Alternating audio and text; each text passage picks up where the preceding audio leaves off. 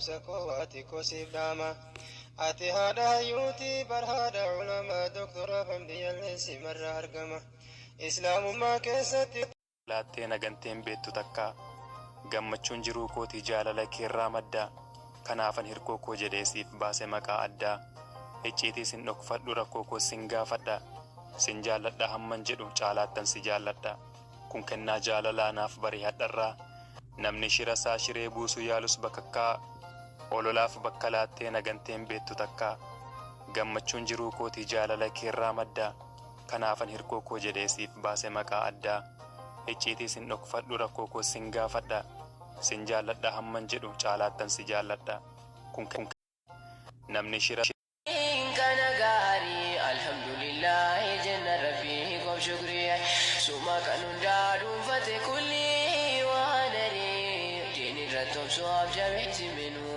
Assalamualaikum warahmatullahi wabarakatuh. Bagatti keessani bara haarawaa bara milkii isinii haa ta'u. Akkasuma abbaa koo mana qaalii fi gaarii koo inshallah warra bara baraan gammadu rabbiin haa godhu. Inshallah warra hin heerumin abbaa mana gaarii kan fuudhan ammoo haadha mana gaarii rabbiin isinii haa kennu isiniin jedha obboleewwan koo hundi keessanuu bakka jirtanitti nagaa keessan haa ta'a. Assalamualaikum warahmatullahi wabarakatuh. Alhamdulillah bala filayhi wala yama ya gananyen geta bahamam basalam